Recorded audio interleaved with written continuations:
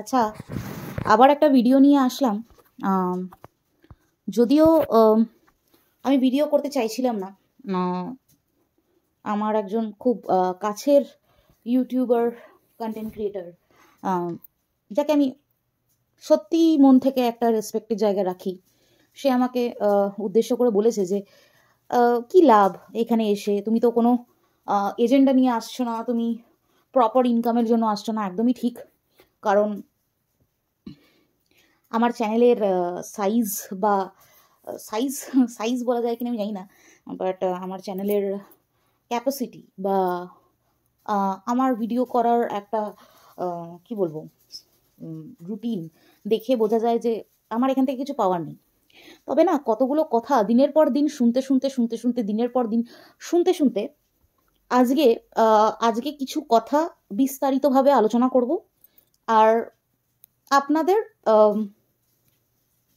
ওপিনিয়নটাও matter করে, আপনারা please বলবেন, ঠিক আছে? প্রথম কথা হচ্ছে যে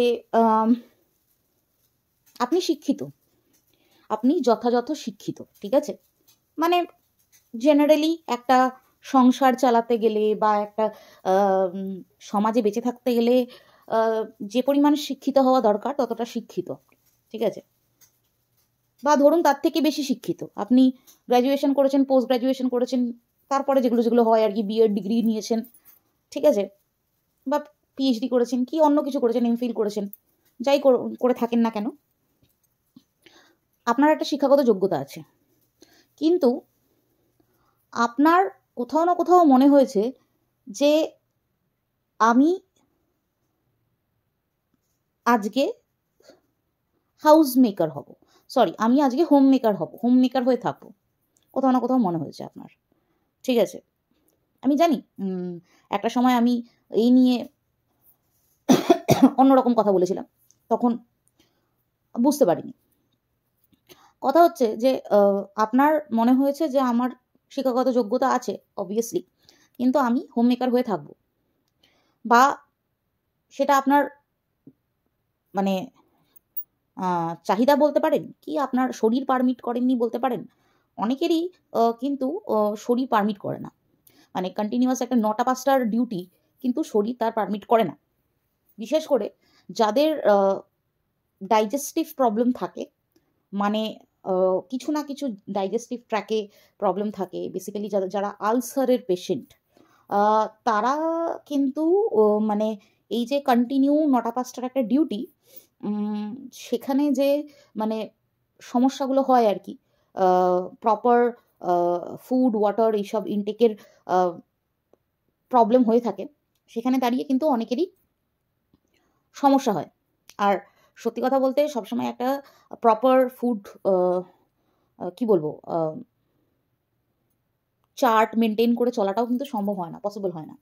আর প্রাইভেট জবে আমরা দেখেছি এক্সেসিভ ওয়ার্ক প্রেশার থাকে, ঠিক আছে? প্রাইভেট জবগুলোতে আমরা দেখেছি এক্সেসিভ ওয়ার্ক প্রেশার থাকে। সবাই তো আর সরকারি চাকরি করতে পারবে না, মানে এটা আমার হয়তো এটা বলাটা ভুল হবে যে সরকারি চাকরি আমি চাইনি বলে আমি করতে পারিনি, এটা বলাটা হয়তো ভুল হবে। হ্যাঁ, সরকারি চাকরি পাওয়ার জন্য একটা অধ্যবসায় লাগে, একটা মেরিট লাগে, একটা কন্টিনিউয়াস পরিশ্রম লাগে, সেটা অস্বীকার্য নয়, সেটা স্বীকার করছি। কিন্তু অনেক প্রাইভেট জবস রয়েছে যেগুলো বেশ ভালো স্যালারি দেওয়া হয়, বা ভালো মানে বেশ নাম করা কিছু এমএনসিজ আছে, বা যাই হোক না কেন, যে কোনো প্রাইভেট জব হোক না কেন, সেখানে কিন্তু মানে বেশ ভালো ওয়ার্ক প্রেশার থাকে। তো সেখানে কারো যদি শরীর পারমিট না করে, তাহলে তার শিক্ষাগত যোগ্যতা আছে বলে তাকে কাজ করতেই হবে, সেটা কি কোনো রকম যুক্তি হলো? আমি একজন ইউটিউব ক্রিয়েটার, আমি আরেকজন ইউটিউব ক্রিয়েটারের ব্যাপারে অনেক কিছু জানি না। জাস্ট বিকজ সে সামনে বসে ইউটিউবে ভিডিও করছে বলে আমি তাকে বলে দিতে পারি যে আপনার ডেজিগনেশন কি, আপনি কি করেছেন জীবনে, ঠিক আছে? তো তার মনে হয়েছে যে সে এখানে ভিডিও করতে পারে, এখানে কন্ট্রোভার্সি করতে পারে, সে যেরকমই কন্ট্রোভার্সি করুক না কেন, সে সে এই জিনিসটা করতে পারে। এই জিনিসটা করে সে একটা তার চ্যানেলে একটা lump sum amount of subscriber say gain করেছে, সে চ্যানেল চালাচ্ছে, ঠিক আছে। এইবার কথা হচ্ছে যে যার চ্যানেল, যে কন্ট্রোভার্সি করুক কি লোককে কাটাছেড়া করুক, যেটা মানে লোককে কাটাছেড়া করছে হচ্ছে আপনাদের হিসেবে লোককে কাটাছেড়া করে তিনি, সে যাই করুক না কেন তার কথায় এক দম আছে, তার কথায় কিন্তু দম থাকে। তাই জন্যেই তাকে কিছু মানুষ অন্ধের মতো পছন্দ করে, ঠিক আছে। যারা পছন্দ করে তারাও কিন্তু বাচ্চা নয়, তারা কিন্তু একটা প্রাপ্তবয়স্ক, তারা কিন্তু প্রাপ্তবয়স্ক, সবাই প্রাপ্তবয়স্ক। তো তাদের কিছু বুদ্ধি বিবেচনা আছে বলেই তারা করে, তাকে অন্ধের মতো সাপোর্ট করে। এটা গেল ফার্স্ট পয়েন্ট। তো এখান থেকে কনক্লুশন হচ্ছে যে আমার কাছে শিক্ষাগত যোগ্যতা আছে বলেই আমি কাউকে প্রমাণ করার জন্য আমি আমার নামের পাশে একটা ডেজিগনেশনের তকমা লাগাবো, কোনো প্রয়োজনীয়তা নেই। তার মনে হয়নি তাই সে করেনি। এবার কথা হচ্ছে যে সে তার স্বামীকে নিয়ে বলেছে, তার স্বামী সে বলেছে, ঠিক আছে। অন্য কারো স্বামীকে নিয়ে তো বলেনি যে আমার স্বামীর টাকায় জল গরম হয় না, ঠিক আছে। সে তার স্বামীর কথা বলেছে, তার মনে হয়েছে সে বলেছে, সে নিশ্চয়ই কোনো না কোনোভাবে ভুক্তভোগী, তাই জন্য সে বলেছে। তো এখানে যদি জাজ করতে হয় তাহলে তো অনেক ব্যাপারেই জাজ করা যায়, তাই না। আমি শুধু এই কথাটা বললাম যে আমার স্বামীর টাকায় জল গরম হয় না, সেটা নিয়ে যদি একজন নারীকে জাজ করা যায় তাহলে তো অনেক কিছু নিয়েই জাজ করা যায়। আমি আর এর থেকে বেশি কিছু বলতে চাই না। এইবার আসি হচ্ছে কন্টিনিউয়াস একজন একটা কমিটেড রিলেশনশিপে রয়েছে, সে তার ইচ্ছে অনুযায়ী সে কমিটেড রিলেশনশিপে থাকবে কি বেরিয়ে চলে আসবে সেটা একান্তই তার ব্যাপার। কথাটা হচ্ছে যে সে কমিটেড রিলেশনশিপে থাকাকালীন অন্য কারোর সাথে জড়িয়ে পড়ছে কিনা বা অন্য কারোর সাথে প্রেম সম্পর্কে আবদ্ধ হচ্ছে কিনা। যে কোনো মানুষ সম্পর্ক থেকে ওয়ার্কআউট করতেই পারে, সে বিবাহিত সম্পর্ক হোক কিনা প্রেমের সম্পর্ক, ঠিক আছে। সম্পর্ক চেঞ্জ হতে থাকে, ঠিক আছে। মানুষের এনার্জি চেঞ্জ হতে থাকে, সম্পর্ক চেঞ্জ হতে থাকে, সম্পর্কের ইকুয়েশন চেঞ্জ হতে থাকে। আর আমার এটা মনে হয় না পার্সোনালি, আপনারা বলবেন, আমার এটা মনে হয় না পার্সোনালি যে দুটো মানুষের মধ্যে দুটো মানুষই খারাপ নয়, দুটো মানুষের নিজেদের জায়গায় ঠিক, ঠিক আছে। দুটো মানুষ সম্পর্কে আছে, দুটো মানুষের নিজেদের জায়গায় ঠিক। কিন্তু আজকে দুটো মানুষের মধ্যে বনিবনা হচ্ছে না। একটা সময় মনে হয়েছিল যে না, আমরা একজন আরেকজনকে পছন্দ করি, আমরা একসাথে সংসার করতে পারবো বা একসাথে থাকতে পারবো বা একসাথে জীবন চলতে পারবো, মানে জীবনের যে পথ চলা সেটা করতে পারবো। কিন্তু আমার একটা সময়ের পর গিয়ে মনে হচ্ছে যে না, আমার এই সম্পর্কটা আর টেনে বয়ে বেড়ানোটা সম্ভব নয়। আমি কোনো না কোনো কারণে আমি এই সম্পর্ক থেকে কিছু ভালো কিছু পাচ্ছি না, কিছু পজিটিভ কিছু পাচ্ছি না। বরঞ্চ আমরা দুজন আলাদা হয়ে গিয়ে যদি একটা মিউচুয়াল একটা কোঅর্ডিনেট রিলেশনশিপে থাকি, মানে সেটা কি বলবো, একটা মিউচুয়াল একটা ফ্রেন্ডশিপ বা একটা কোঅর্ডিনেট একটা রিলেশনশিপ বা ফ্রেন্ডশিপের মধ্যে থাকি, তাহলে আমার মনে হয় আমার নিজের ডিগনিটিটাও বজায় থাকবে। আর কন্টিনিউয়াস একটা মানে সংসারে যে ঝামেলা ঝঞ্ঝাট হচ্ছে, তাতে প্রফেশনাল লাইফ পার্সোনাল লাইফ দুটোই হ্যাম্পার হচ্ছে, সেটা আমি করব না। আমি একটা কোথাও না কোথাও একটা দাড়ি টানবো। সেটা কোথার থেকে সেটা ভুল বলে মনে হয় আপনাদের? আমি জানি আমাদেরকে ছোটবেলা থেকে শেখানো হয়েছে যে, বিশেষ করে মেয়েদেরকে শেখানো হয়েছে যে শ্বশুরবাড়ি যাচ্ছ, বিয়ে হয়ে শ্বশুরবাড়ি যাচ্ছ, তোমার শ্বশুরবাড়ি থেকে যেন তোমার মরদেহটাই বেরোয়, ঠিক আছে। তো এই ডাকিয়ানুসি কথাবার্তাগুলো এখন আর এগুলো খাটে না, ঠিক আছে। কারণ একটা সময় মেয়েদের কাজই ছিল হচ্ছে মানে একটা সময়, আমি বলবো না ওইভাবে যে মেয়েদের কাজই ছিল, একটা সময় মেয়েরা বাধ্য হয়েছে শুধুমাত্র সংসার করে যেতে, বাচ্চা কাচ্চা মানুষ করতে, স্বামীর সেবা করতে, শ্বশুরবাড়ির সেবা করতে। তারা বাধ্য হয়েছিল, কিন্তু এখন সেই পরিস্থিতি নেই, এখন সেই পরিস্থিতি নেই। ঠিক আছে, তো সেখানে যখন মেয়েরা ফাইন্যান্সিয়ালি কারোর প্রতি ডিপেন্ডেন্ট নয়, শুধু মেয়েদের কথা বলবো না, ছেলের ছেলে মেয়ে নির্বিশেষে, যখন একজন আরেকজনের প্রতি ফাইন্যান্সিয়ালি ডিপেন্ডেন্ট নয়, দুজনেই ফাইন্যান্সিয়ালি ইন্ডিপেন্ডেন্ট, তাহলে যেখানে প্রবলেম হচ্ছে, দিনের পর ছোটোখাটো প্রবলেম হচ্ছে, 1-2 বছর প্রবলেম হচ্ছে, সেটাকে ঠিক করা যায়। অনেক রকম পদ্ধতি আছে, ম্যারেজ কাউন্সিলর আছে, অ্যান্ড আর লট অফ থিংস আর দেয়ার। ঠিক আছে, ঠিক করা যায়। কিন্তু দৈনন্দিন একটা প্রবলেম কন্টিনিউয়াস 4-5 বছর ধরে হয়ে যাচ্ছে, আমার প্রফেশনাল লাইফ হ্যাম্পার হচ্ছে, আমার পার্সোনাল লাইফ হ্যাম্পার হচ্ছে, আমার মেন্টাল হেলথ হ্যাম্পার হচ্ছে, আমার ফিজিক্যাল হেলথ হ্যাম্পার হচ্ছে, আমি তবুও একটা সম্পর্ক টেনে নিয়ে যাব? কে মাথার দিব্যি দিয়েছে? আর সব থেকে বড় কথা হচ্ছে যে দুটো মানুষ যখন সম্পর্কে থাকে, তাদের সম্পর্কে প্রথমে থাকে হচ্ছে তারা দুজন, তারপরে থাকে হচ্ছে তাদের আলটিমেট, তাদের সব থেকে ইন্টিমেট রিলেটিভস, যারা যারা হচ্ছে সব থেকে ইন্টিমেট রিলেটিভস হচ্ছে প্যারেন্টস অর ইনলজ। ঠিক আছে, মেয়ের মা বাবা আর ছেলের মা বাবা। In this time, in this current time, I am proudly saying this, আজকালকার দিনে ছেলের মা বাবা এবং মেয়ের মা বাবা, they are not concerned of their children getting divorced. ঠিক আছে, they are not concerned, they don't take divorce as a social taboo. ঠিক আছে, তো সেখানে একটা বিবাহ বিচ্ছেদ যদি হয়ে যায়, আর রিলেশনশিপ থাকলে তো ওয়েল অ্যান্ড গুড, মানে তোমাদের মানে দুজন দুজনকে, মানে তোমরা দুজন দুজনের সাথে মানে একসাথে চলতে পারছো না, ইউ ওয়াক অ্যাওয়ে। ঠিক আছে, না মানে আমার 5 বছরের সম্পর্ক, আমার 7 বছরের সম্পর্ক, তাই জন্য আমি এখান থেকে নড়বই না। আমি যত অপমানই সহ্য করে নিই না কেন, আমার সেলফ রেসপেক্টের ধজ্জিয়া উড়ে যাক, ঠিক আছে, কিন্তু আমি এখানে মাটি কামড়ে পড়ে থাকবো, এই মেন্টালিটি আমার নেই, এই মেন্টালিটি আমার নেই। আর আমি প্রাউডলি বলতে পারি এখনকার মা বাবারা কেউ এটা নিয়ে বদার্ড নয়, কেউ এটা নিয়ে ওয়ারিড নয় যে আমার মেয়ের আজকে ডিভোর্স হয়ে যাচ্ছে বা আমার আজকে ছেলের ডিভোর্স হয়ে যাচ্ছে। বিকজ একটা খারাপ সম্পর্ক বয়ে নিয়ে যাওয়ার থেকে আলাদা থাকো, এটা কেউ মাথা দিবে দেয়নি যে তোমাকে নিজের জীবনে কাউকে নিয়ে আসতে হবে পরবর্তীকালে, তুমি আলাদা থাকো, সে আলাদা থাকুক, বাট পিসফুল পিসফুল পিসফুল থাকাটা মেন ক্রাইটেরিয়া।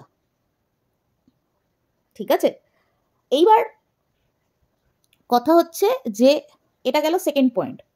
তো সেখানে বারবার ফ্রাস্ট্রেশন, কারোর ফ্রাস্ট্রেশনের সময় অ্যাডভাইস দেওয়া হয়েছিল মাটি আঁকড়ে পড়ে থাকার জন্য। প্রথমত তো এটা একদম ইররিলেভেন্ট, ভোগাস আইডিয়া আমি আমি আমি বলে মনে করি। যাকে আইডিয়াটা দেওয়া হয়েছিল সে তো খাইনি আইডিয়াটা, সত্যি কথা বলতে এই আইডিয়া খাইনি, কারণ সে ওই ধরনের ব্যক্তিই নয় যে নিজের সেলফ রেসপেক্ট বিকিয়ে দিয়ে মাটি কামড়ে পড়ে থাকবে, সে ওই ধরনের ব্যক্তি নয়। Rather he or she will walk away from the relationship, নিজের মান সম্মানটা কাঁধে নিয়ে বেরিয়ে চলে যাবে। ঠিক আছে, and walking away needs a lot of guts, walking away needs a lot of guts. ঠিক আছে, ওই মাটি কামড়ে পড়ে থাকার থেকে। এক সেকেন্ড আমি আসছি। এইবার তৃতীয় পয়েন্ট, ঠিক আছে, থার্ড পয়েন্ট ইজ, এটা না মানে এটা আমি ডিসকাস করছি ঠিকই, কিন্তু আমি এটার কোনো সার প্যার আমি কোথাও খুঁজে পাইনি, কিছু খুঁজে পাইনি। ঠিক আছে, ওয়াইটির প্ল্যাটফর্মে নারী পাচার হচ্ছে, আর আর কি হচ্ছে, ওকে, ওয়াইটির প্ল্যাটফর্মে নারী পাচার হচ্ছে, ক্রাউড ফান্ডিং হচ্ছে। আচ্ছা, ক্রাউড ফান্ডিং নিয়ে না আমি পরে বলছি, নারী পাচার হচ্ছে। ঠিক আছে, মানুষের মেয়েদের ফটো উল্টোপাল্টা সাইডে, নিষিদ্ধ সাইডে দিয়ে দেওয়া হচ্ছে। তো এটা হচ্ছে concern, obviously it is a very big concern. ঠিক আছে, প্রথমত ওয়াইটিতে নারী পাচার হচ্ছে, সেটার এভিডেন্স কোথায়? এভিডেন্স, মানে আমরা চোখে দেখতে পাচ্ছি না। এবার উত্তর আসবে যে ভালো করে অবজার্ভ করলেই দেখা যায়। না, আগেই বলেছি আমাদের না অত টাইম নেই। আপনারা যখন জোর গলায় বলছেন যে নারী পাচার হচ্ছে, নারী পাচারের মতো এমন একটা বড় কাণ্ড ওয়াইটিতে ঘটছে, তার এভিডেন্সটা দেখান না। তার এভিডেন্স কোথায়? Where is the evidence? কোন সাইটে দিয়ে দেওয়া হচ্ছে মেয়েদের ছবি মফ করা হচ্ছে, এই করা হচ্ছে, সেটা তো আজকের থেকে হচ্ছে না, সেটা তো মানে কাইন্ড অফ 2021-22 থেকে হচ্ছে। আর সেটা তো উদ্যোগটা, সেটা নিয়ে যে একটা উদ্যোগ নেওয়ার ব্যাপারটা, সেটা তো সৌমি নিয়েছিল, আমার যতটা জানা আছে। তো আর আরেকজন নিয়েছিল, তার এখন চ্যানেল নেই। তো সেটা আজকের ঘটনা নয়। আর সেটা কিভাবে হচ্ছে সেটা কিন্তু আজ অবধি কারোর জানা নেই। কারা করছে, কিভাবে হচ্ছে, পুরোটাই কিন্তু একটা অ্যাজাম্পশন। যেহেতু একটা বাংলাদেশের একটা আইপি অ্যাড্রেস, বাংলাদেশের কোনো আইপি অ্যাড্রেস বা এর থেকে ভিডিওগুলো মানে আপলোড হচ্ছে, বা ইউটিউবের ভিডিওগুলো জাস্ট আপনি ওই সাইটে চলে যাচ্ছে, আপলোড হয়ে যাচ্ছে, সেটাও আজ অবধি বোঝা গেল না, জানা গেল না যে কিভাবে হচ্ছে, কারা করছে। শুধু আমরা এইটুকু জানি যে বাংলাদেশের একটা আইপি অ্যাড্রেস থেকে এইগুলো আপলোড হচ্ছে। সেটাও একটা শোনা কথা, অ্যাজাম্পশন, পুরোপুরি অ্যাজাম্পশন, কোনো ক্লিয়ার এভিডেন্স নেই। আচ্ছা, ওয়াইটিতে যখন এভিডেন্স দেখানো যায় না, তখন ওয়াইটিতে চেঁচিয়ে এই কথাগুলো বলার মানে কি? আর সব থেকে বড় কথা যে ওয়াইটিতে যারা আসছে তাদের কি সবাইকে প্রতিবাদ করতেই হবে? মানে আমরা তো প্রতিবাদ ছাড়াও অনেক কিছু করতে পারি, বা আপনারা যেই ধরনের বা যেই দিকে প্রতিবাদ চাইছেন সেই দিকে প্রতিবাদ নাও করতে পারি। আমি অবশ্যই কোনো গ্রুপে থেকে কোনো গ্রুপের কথা বাইরে লিক করে দেওয়াটাকে আমি সাপোর্ট করি না, সেটা আমি করবো না, আমি ওটা সাপোর্ট করি না। কিন্তু তার মানে এটা নয় যে ইউটিউবে ভিডিও করতে গেলেই প্রতিবাদ করতেই হবে। প্রতিবাদ তাও আবার কিছু স্পেসিফিক কিছু জায়গায় বা স্পেসিফিক কিছু জনরায়। কেন?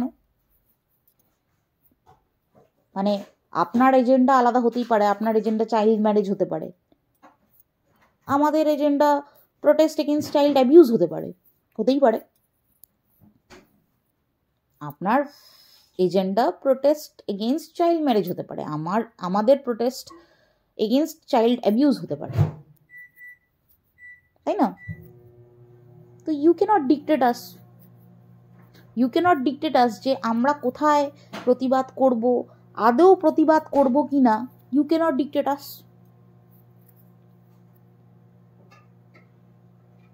আপনি কেন? কেউই ডিক্টেট করতে পারেন না, ঠিক আছে? কেউই ডিক্টেট করতে পারে না। আমি বলেছি না, আজকে আমার যতটা এই দেশ, ততটা আজকে 5টা ইউটিউব কন্টেন্ট ক্রিয়েটার্সের যারা এখানে ভিডিও বানায় তাদেরও ততটাই এই দেশটা, ঠিক আছে?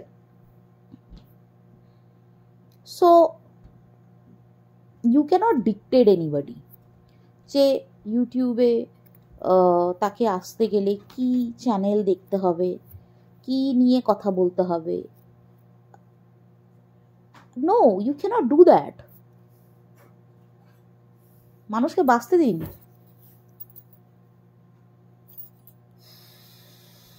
আর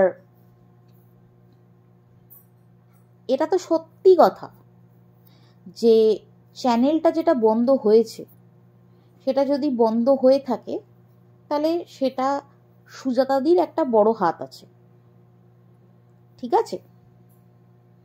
সেটা আমার থেকে কেউ ভালো জানে না। হ্যাঁ, এবার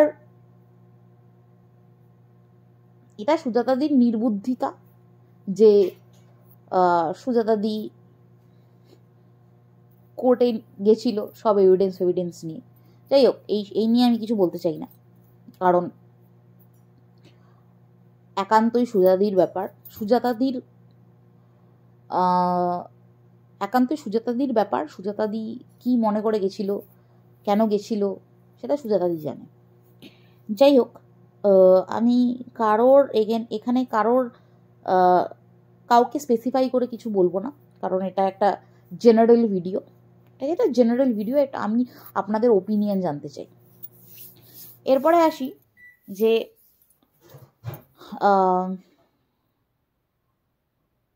কিছু সংখ্যক স্টুডেন্টস বা কিছু সংখ্যক মানুষ যারা পড়াশোনাও বাইরে করেছে, তারা চাকরি বাকরিও বাইরে করছে। তাতে তাদের দেশপ্রেম কমে যায় বলে আমার তো মনে হয় না। প্রথমত তো এই গ্লোবাল সিটিজেন এই কথাটার মানেটা কি আমি বুঝলাম না। আমি J1 ভিসায় ইউএসএতে রয়েছি। I am very much an Indian citizen.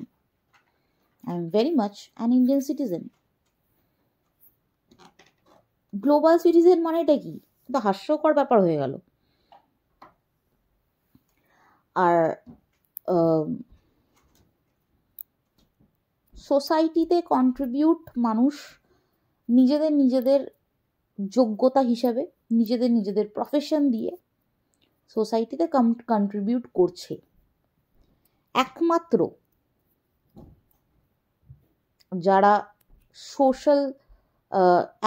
যারা গভর্নমেন্ট সার্ভিসে যুক্ত রয়েছে তারা যে সোসাইটিতে সার্ভ করছে সেরকম কিন্তু ব্যাপার নয়। তাহলে এই এত বড় বড় আইটি হাবস প্রত্যেকটা মেট্রোপলিটন সিটিতে থাকতো না, মাইনিং ইন্ডাস্ট্রিজ থাকতো না, a lot of PSUs থাকতো না, CSIR, ICMR, DBT, DSP থাকতো না, রাইট? এবার বাইরের কথা বলি। বাইরে ছেলে মেয়েরা পড়তে গেলে বা বাইরে কাজকর্ম করলে কিভাবে ইন্ডিয়া বা হোম কান্ট্রি কিভাবে ফ্যাসিলিটেট হচ্ছে, রাইট? তো আমি জানি না আপনাদের জানা আছে কি না, অনেক রকম ইন্ডিয়া ইউএস ফেলোশিপ হয়, ইন্ডিয়া ইউকে ফেলোশিপ হয়, ইন্ডিয়া ইউরোপ ফেলোশিপ হয়, ঠিক আছে? So although I am not a part of that, ঠিক আছে, প্রচুর ফেলোশিপস আছে। রকফেলার ফেলোশিপ আছে, ইউরোপে এমবো ফেলোশিপ আছে, ঠিক আছে? সো যারা বিশেষ করে এই ধরনের ফেলোশিপ নিয়ে বাইরে যায় তারা they are financially benefiting both of the countries, right? They are financially benefiting both of the countries. এবার যদি আমি আমার কথায় আসি, ঠিক আছে, আমি যেই ল্যাবে কারেন্টলি কাজ করছি that has a huge collaboration with Tata Fundamental Research Institute, ঠিক আছে? তো যার আন্ডারে কাজ করছি সে একটা বিশাল বড় মাপের লোক, ঠিক আছে? তো কন্টিনিউয়াস কোলাবোরেশন রয়েছে। They are getting funds, the projects are getting funded by both the Indian agencies and US agencies, right? তাহলে আমার আমার স্বল্প বুদ্ধি ভাই, আমার লিমিটেড আইকিউ, আমি আগেই বলেছি আমার লিমিটেড আইকিউ, মানে কোনো রকমে ভাই আমি একটুখানি একটা জায়গায় পৌঁছেছি। নামের আগে ডাক্তার বসে ঠিকই, কিন্তু আমি বসাই না, মানে খুব অকওয়ার্ড লাগে আর কি। যাই হোক ব্যাপারটা তো, কিন্তু আমি ভাই খুব আনলিমিটেড আইকিউ নিয়ে আমি এত দূর গেছি, মানে যতটা দূর গেছি খুব লিমিটেড আইকিউ নিয়েই গেছি। ঠিক আছে, যদি খুব বড় মাপের আইকিউ থাকতো তাহলে ম্যাথামেটিশিয়ান বা ফিজিসিস্ট হতাম, বায়োলজিস্ট হতাম না। যদি বড় মাপের আইকিউ থাকতো তাহলে ফিজিসিস্ট হতাম। আমার প্রচণ্ড ইচ্ছে ছিল ফিজিসিস্ট হওয়ার অ্যাকচুয়ালি। আমি ফিজিক্স অনার্স নিয়ে ভর্তিও হয়েছিলাম, সো মানে কলেজে ভর্তিও হয়েছিলাম, বাট মাই ফাদার, আমি মাদার সাবজেক্ট পড়াবো না বলে ইয়ে করে নিয়ে চলে আসলো। যাই হোক, এটা আমি এখনও আফসোস করি। কিন্তু কথা হচ্ছে যে এই যে গ্রান্টসগুলো মানে আসে আর কি, গ্রান্টসগুলো থাকে বা কোলাবোরেশনসগুলো থাকে, সেগুলো both are this grants are funded by both the Indian agencies and US agencies. ঠিক আছে, ডলারে ডলারে ইনভেস্ট হয়, ডলারে ডলারে, আই মিন লাইক এক একটা R01, এক একটা R21-এ মানে লাইক $3 মিলিয়ন মতো মানে এক একটা গ্রান্ট থাকে। ঠিক আছে, সো এই কথাগুলো বলার কোনো মানে হয় না। ঠিক আছে, তারপরে এন্টারপ্রেনারশিপও থাকে। আজকে আমি আমার পাশে একটা ল্যাব আছে যারা হার্ডকোর টেকনিক বেসড ল্যাব। ঠিক আছে, আমি টেকনিকটা বলতে পারি, নামটা অনেকেই রিলেট করতে পারবে না। That is mass spectrometry. ঠিক আছে, এবার ইন্ডিয়াতে নর্মাল মাস স্পেকট্রোমেট্রি করতে গেলে প্রচুর টাকার খরচ। ঠিক আছে, আর ইন্ডিয়াতে শুধু এমএস মাস স্পেকট্রোমেট্রি হয়। আমি জানি রিলেট করা যাবে না, তবু আমি বলছি এটা খুব সিম্পল একটা ব্যাপার মাস স্পেকট্রোমেট্রির ক্ষেত্রে। কিন্তু ইউএসএতে ভীষণ চল হচ্ছে নেটিভ মাস স্পেকট্রোমেট্রি। না, আমি কোনোদিন আমার ফিল্ডটাকে নিয়ে আলোচনা করিনি এখানে, কারণ কোনো লাভ নেই। কিন্তু মানুষের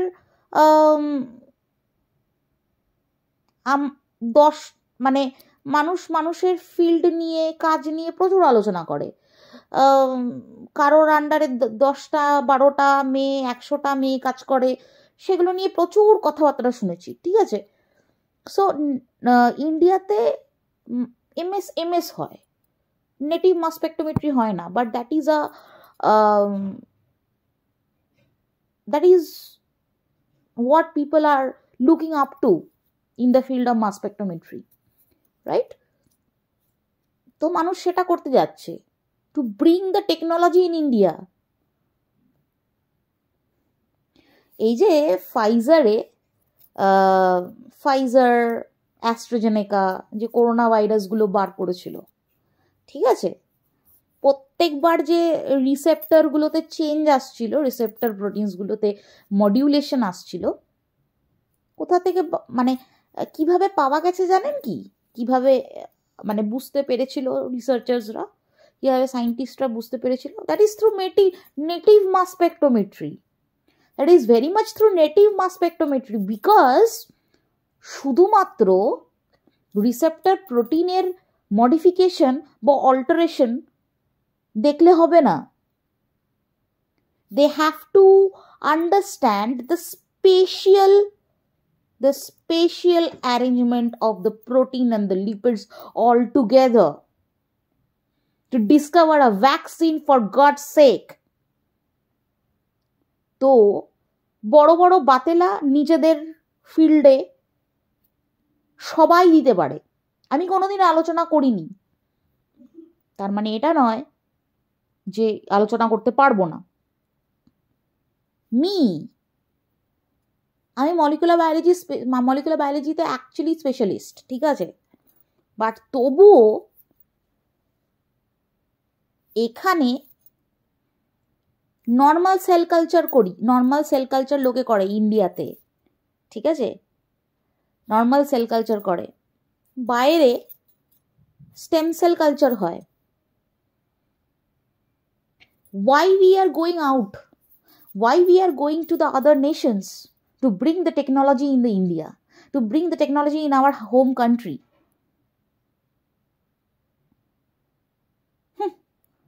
Contribution really? আপনাদের বোঝাতে বসবো আমরা কি কন্ট্রিবিউশন করছি? হ্যাঁ, আমরা আমাদের মায়েদের সম্মান নাকি রাখতে পারিনি। কারণ কি? একজন কন্টেন্ট ক্রিয়েটার মুখের ভাষা খারাপ করে আমার মাকে গালি দিয়েছিল বা আমাকে গালি দিয়েছিল, তার পেছনে আমি হাত ধুয়ে পড়ে যাব, এফআইআর খেলবো। আমার কাছে ভাই প্রচুর টাইম না, প্রচুর টাইম নেই আমার কাছে। এই কারণ আমার একটা এক্সপেরিমেন্ট 6 দিন ধরে চলে। আমি যদি একটা রিয়াকশনে একটা এনজাইম 2 মাইক্রোলিটারের জায়গায় 1 মাইক্রোলিটারও দিই, আমার রিয়াকশনটা হবে না। If I get distracted, that will happen. তো আমাকে না প্রত্যেকটা স্টেপে ফলো করতে হতো, প্রত্যেকটা স্টেপে ফলো করতে হয়, নাহলে আমার পুরো কাজটা বেকার হয়ে যাবে। যদিও কারোর এটা মনেই হতে পারে যেটা খুব একটা কি একটা ব্যাপার, এটা তো যে কেউ করতে পারে। হ্যাঁ, মানে আমি তো বলছি যে আমার লিমিটেড আইকিউ, আমি সেইটুকু দিয়েই আমার যে এই যে নুন ভাত অর্জন করছি এইটা দিয়েই করছি। তো so I would be very professional and dedicated to my work first. আমার এই ফালতু টাইম নষ্ট করার কিছু দরকার নেই, প্রয়োজন নেই। আর যেখানে আমিও কোথাও না কোথাও ভুল করেছি, যেখানে আমারও কোথাও ফল্ট ছিল, আই ডু নট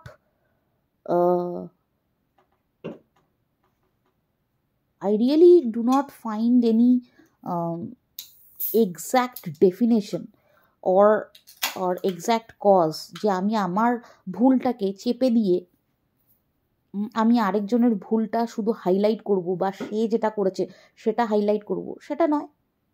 আমার একটা ভুল ছিল যেটা আমি এখনও রিগ্রেট করি, আমার একটাই ভিডিও, সেটা আমার ভুল ছিল।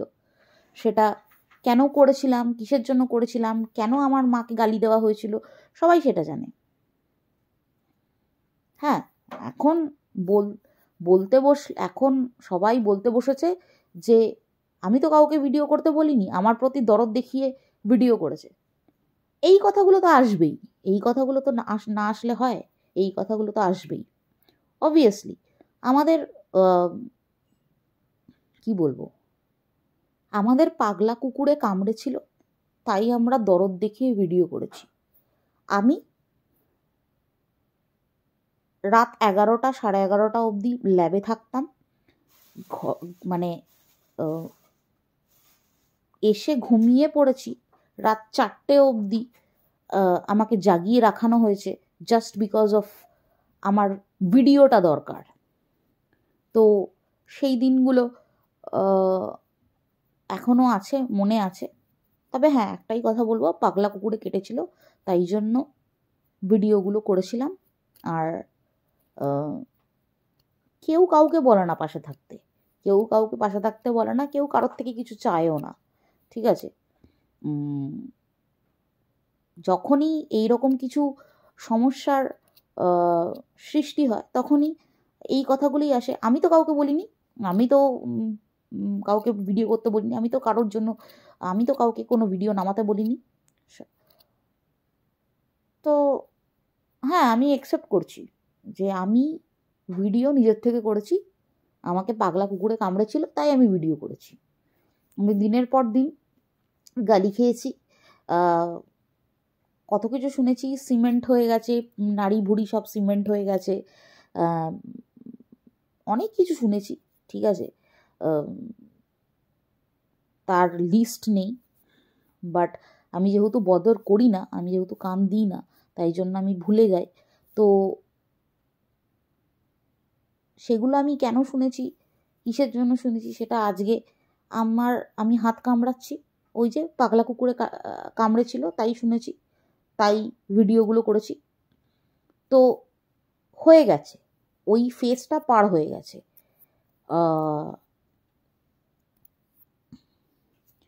যেরকম কেউ মানুষ চিনতে পারে, যেরকম কেউ মানুষ চিনে আউট অফ সাইট করে দিতে পারে, সেরকম আমরা কিন্তু অনেক দিন আগেই out of sight out of mind করে দিয়েছিলাম, অনেক দিন আগেই। মানে আমার খুব আফসোস হয়, আমার একজন খুবই কাছের একজন মানুষ, প্রিয়াঙ্কা দি, তোমাকে আমি খুবই মিস করি। তুমি যাই হোক, মানে তুমি আমার জীবনে যে কতটা ইম্পর্টেন্স রাখো, আজকের দিনে সেটা বুঝতে পারছি। হ্যাঁ, তোমার সাথেও আমার টুকটাক ঝামেলা হয়েছিল, কিন্তু at the end of the day আজকে তুমি এখনও যে আমার পাশে যেভাবে ঢাল হয়ে দাঁড়িয়ে আছো, আর তোমার সাথে আমি এমন একজনের তুলনা করেছিলাম যে আমি তার তুলনা তোমার সাথে করে আমি তোমাকে হয়তো কোথাও না কোথাও ছোট করে দিয়েছিলাম। প্রিয়াঙ্কাদি, সবাই এক নয়, জানো তো। আমি কোথাও না কোথাও তোমার ওই অ্যাবসেন্সটা আমি একজনের মধ্যে খোঁজার চেষ্টা করেছিলাম। তাকে বলেছিলাম যে আমার একজন খুব কাছের মানুষ আছে, সে অনেকটা তোমার মতো, কিন্তু না, তুমি তুমি তুমি তুমিই থাকবে। আমি জানি আমাদের এখন অনেক দিন দেখা হয়নি, তবে হ্যাঁ, কলকাতায় গেলে অবশ্যই দেখা হবে, কারণ তোমার মধ্যে অত না রাগ ঢাক নেই, তুমি মানে খোলাখুলিভাবে মিশতে পারো। So I really love you, ঠিক আছে। তো